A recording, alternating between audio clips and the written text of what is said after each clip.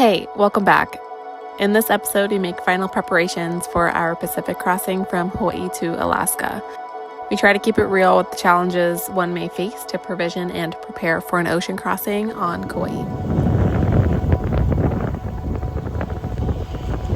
It's June 11th. We have not been vlogging very well in the past 2 weeks. We've just been hanging out with some of our friends. They came out to visit consecutively. First it was Aiden and Lucy. They sailed over from Kauaʻi Bay over to Hanalei Bay on Kauaʻi.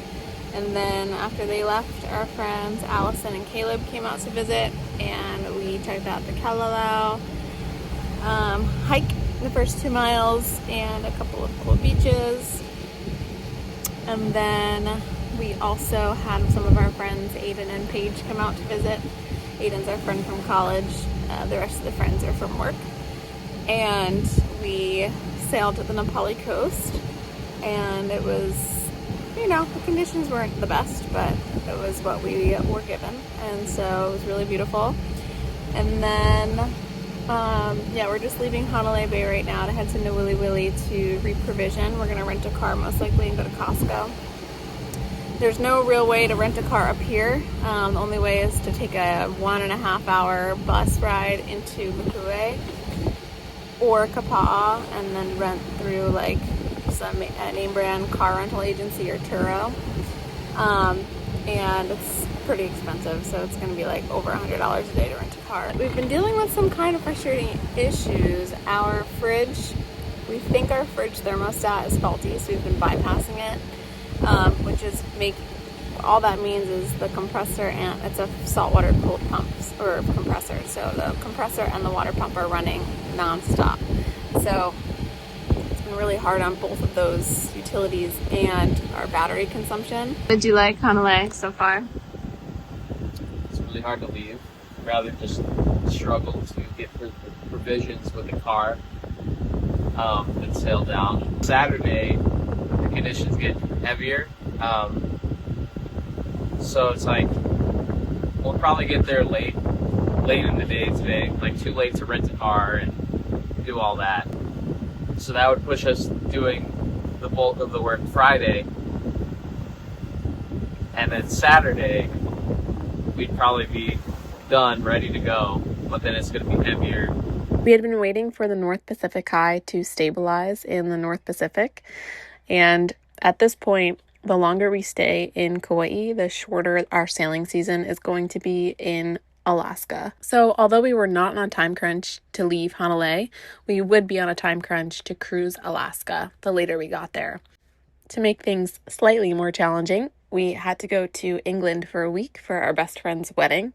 So we had to factor those plans into our cruising plans as well. It started raining, so all came inside the pilot house. This pilot house has a completely another dimension to this boat. It's amazing. We hit trolling speed and immediately caught a nice fish. Hopefully nice. Oh my God.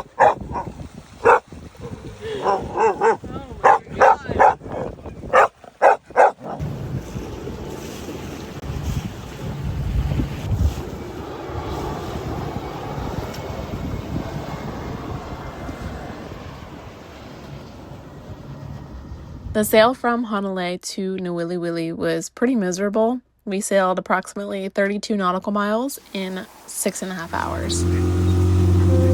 We got to Nāwiliwili too late to think about provisioning, so we took the opportunity to explore Huleia River.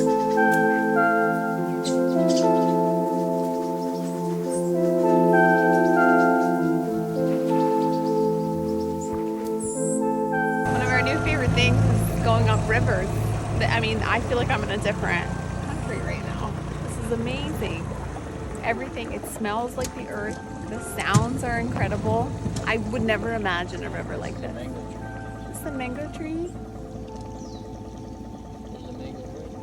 Where? Oh, there is a mango right there. They're not ready, but that whole cluster right there. Oh my gosh.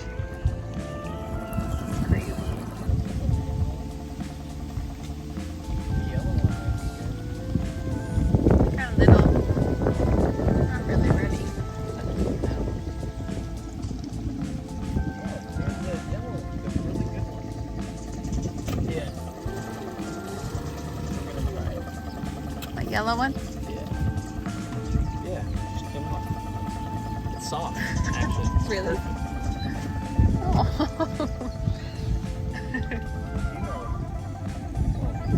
There's something about these little river missions that fills me up completely. I'm seriously never happier.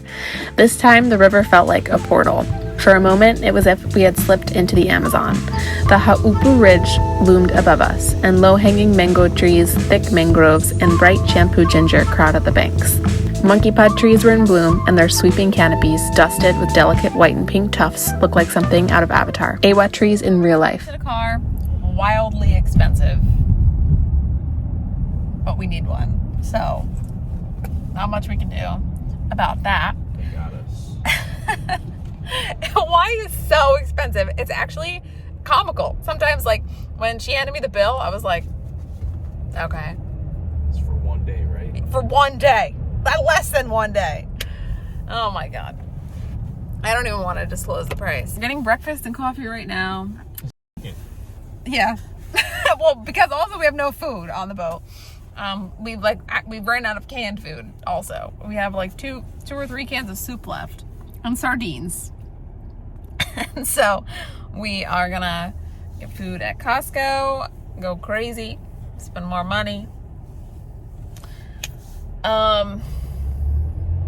Yeah, and then we'll figure out the diesel and water situation after.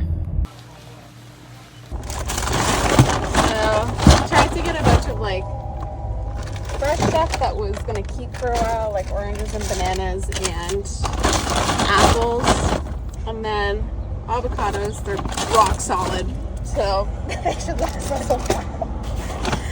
And then I got a bunch of pre-made stuff because the first couple days I'm sure are gonna be not easy.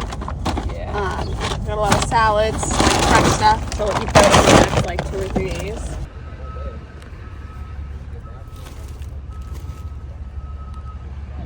Our initial purchase of food was $686 US after tax. 60 items, $686. That means the average item was over $10. We bought 6 cases of water just in case, and some dog treats and eggs. 5 dozen eggs, $100. So How much? $800 worth of groceries for 2 people for approximately 30 days. Ideally, it's overkill. Yeah, I mean, ideally we have too much food, but you never know. It was indeed overkill, and to this day, late August, we are still eating passage food. All right, couple things that nobody tells you about, like, this cruising sailing life. What do you do with all your sauces? Like, look at this. This is my sauce collection. I've got even more, okay, but this is, I mean, in that cabinet, but this is just what I have refrigerated. I know you don't have to refrigerate some of this stuff, but when I put all of this stuff in here, it takes up all of the room in our fridge. It's like, this is all of our fresh stuff, all of that space. That's all I have left for my sauce. It's 8:20 p.m. We've been at it all day, and we thought we would pull we've got 25 gallons of water, 25 gallons of diesel, and we brought it to the boat, and then we filled up, you know, one of our tanks a little bit, and then we were going to bring the boat to the dock in Nāwiliwili. We couldn't dock. The dock that you'd go to is you dock on the leeward side of the dock, and it just kept pushing it. It would push the stern off. So we were really struggling trying to figure out how we would do it. And it's not light wind. And adjacent to the dock that we'd be docking at is the Coast Guard, like, station, like right next to it. I'll put a Google image right here. And so we were like, okay, that's out of the question. We tried a slip. We couldn't get into a slip. So tomorrow's endeavor is going to involve filling 300 gallons worth of water.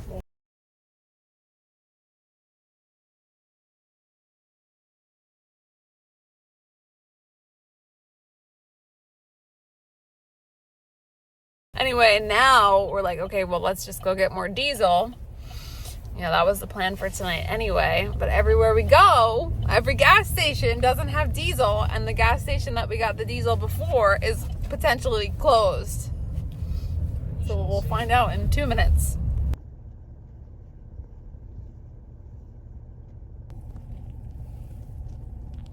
What just happened? What? What happened? We're out of here. Everywhere we go, we are plagued by heavy wind. We can't catch a break. It's so hard. It's so freaking hard with this wind. Everywhere we go. Well, we made it onto the hardest dock we've ever got on. The wind's blowing like 20 off the dock. We watched like 1,000 YouTube videos, even though I've docked a bunch at work, but I have 2 engines at work, so it's a lot easier. This boat, there's a ton of windage, and there's one really powerful engine, but since there's windage, it takes the bow really quick. So we had to come in 45-ish degree angle. I got Christy on. She cleated us like a spring line to that cleat. And then I went forward and put the rudder away from the dock. So it swung the back in. And theoretically, we didn't know if it would work, but it did. But I still hit the dock pretty hard. That's kind of bad, actually. Well, it is what it is. We're on the dock, we have water now, which means we can go to Hanalei, so. Well, it's really squally, that's bringing a lot of wind. It was just, we got 28 knot gusts, probably more out there. But we are leaving Nāwiliwili. Kind of feels like a little prison, just because the wind is always keeping you in, and it's always kind of, I don't know, like to get in town you have to go uphill and there's no sidewalks, or you can just stay in the cruise ship town that they made right here with the resorts and stuff. But yeah. Good thing we got water. If we had to jerry can it, then it would have taken 12 trips. Yeah, I would have been like, we should have just stayed in Hanalei and dealt with it. But it's gonna be a sporty one out there. We'll see what the swell's doing. God forbid we have to stay here another night. Today has been really hard. We woke up at 6. We had to return the rental car. They told us that we'd have a hard time finding an Uber at night. So I said, okay, I'll return it in the morning and then get an Uber again. Only $10, it was cheap. The car was not cheap. And then, hi Bubs, come here. Oh, good job. Good job, buddy. And then returned the car, got an Uber back, and it's in order to fill the water tanks, we would have had to have made 12 trips to the water spigot at the loading dock to our boat. And it's not like an easy 12 trips, and we have a pump, so like we could have jerry-rigged something to like pump it from the jerry cans into the boat instead of having to pick it up and pour it. But like the trip, it's a wet one. You're going upwind and like 20 knots in the dinghy, and the dinghy's jam-packed with water, so it would have been really hard. It would have taken probably until like all day. It would have taken all day. So Dave and I were determined to dock at the loading dock with Ciao Bella, and like, you know, I'm not gonna lie, it was really hard, and I don't know how to get better at this, at docking in like different conditions, except for practicing. But like how do you practice without really majorly screwing up? Like, she's got some new scritchy scratches on the bow. And luckily, like, it was just wood, like painted wood, so there's some yellow paint on the bow, but imagine that was cement. Like, how do you... It's really hard. And so basically we pulled in on a 45-degree angle. I used the bow line as like a spring. I ran a line from the bow to the cleat, kind of in the middle of the boat, and then I tried to cleat her off, but when Dave he turned to port, and then he put the boat in forward to try and bring the stern in, and it just happened so much quicker than I thought it was going to. Like, it really, really pivoted on that spring, and it was just too tight, and the bow also just went straight into the dock. So, like, obviously needed more slack. The idea was to, like, give it a lot of slack so the stern could come in. He could throw me the stern line. I could tie it a nice, tight line. But it ended up just being kind of chaotic. And when there's so much load on a line, it just slips right through your hands. Like, you have to wrap it quicker than it slips through your hands. And I was really struggling with that. So, anyway, it's fine. It's done now. We got the water. We left in, like, a squall. It's about 25 knots on the nose. Just sailing in these conditions sucks. It's not fun. And if we motor sail, we can go quite a bit faster and pinch up a little bit more.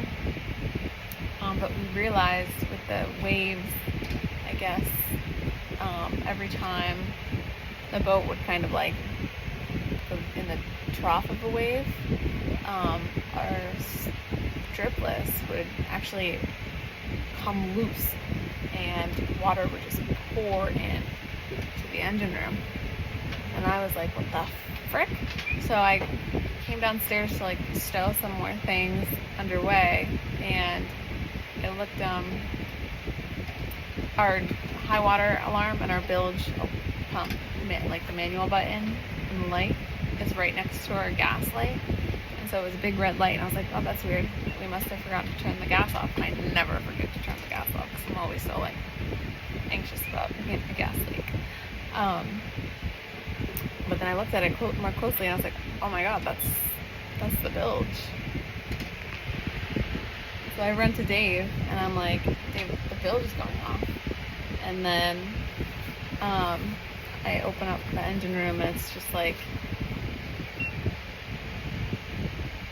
water.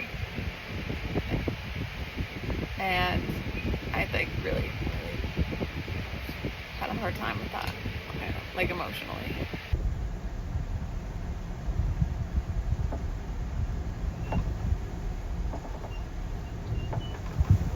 Just a little update. We still haven't made it around the corner. We've been close hauled since 10 a.m. about. It is now, I'm gonna guess 4.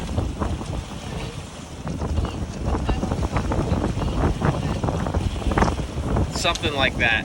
But we've been close hauled all day. It's been super squally. That's been changing the wind direction. Our tacks, we basically sailed from Nāwiliwili to whatever corner of Kauaʻi this is, back to Nāwiliwili on our tack to get out. We did that like twice. Pretty maddening. And then the wind shifted on our last tack where we could go straight out, but the current and waves made it so we were going like 2-something knots. So, and they're pretty big. Now we're kind of going on an angle, so it's still rough. It's not comfortable, but we're going like 5 knots now.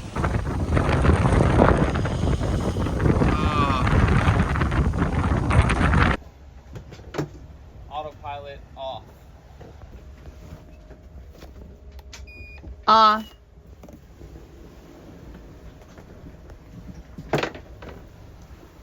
It's beautiful. Don't mind the diesel. that's not gonna be like that. Yeah. It looks so good right now. I don't know how y'all look cute when you sail. I don't look or feel cute right now. Wow. Wow. Porter. He knows all these words. Porter knows the English language, the complete English language, so you can't speak in front of him. We have to learn Spanish. Wow, there's so many birds.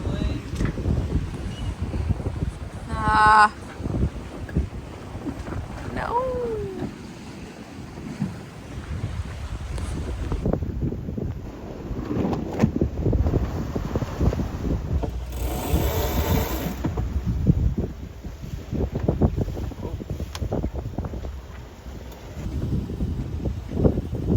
Dave's crop top. What? I'm just telling the audience about your crop top.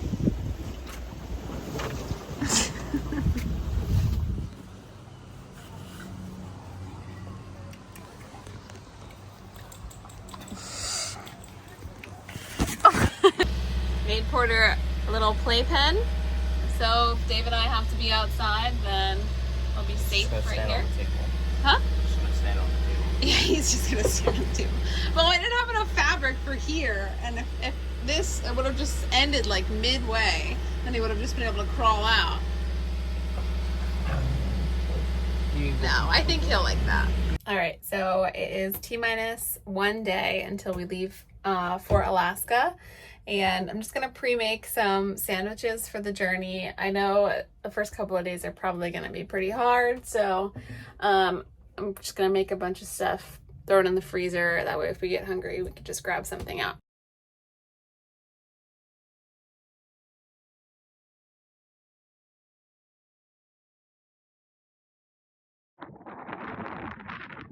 Doing a check.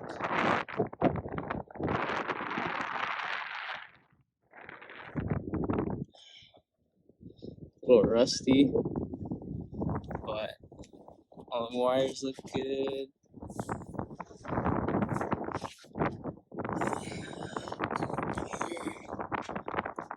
This is our backstay.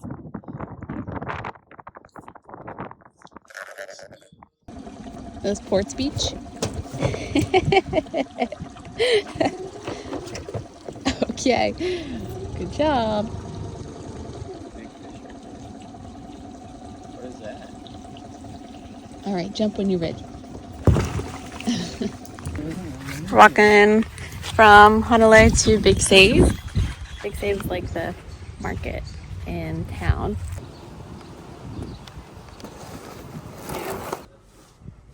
It's our last meal before we cross the Pacific. I'm ready. Yeah, we're super ready. We're excited. Porter has no idea what's about to happen. So, yeah, feeling all types of ways right now. I'm like excited. I'm a little nervous. I'm not super nervous, like as nervous as I thought I was gonna be, which is funny. But I think I'm gonna be the most nervous when we're like really in the middle of the Pacific, because like right now I feel like if we leave, something happens, we could just come back.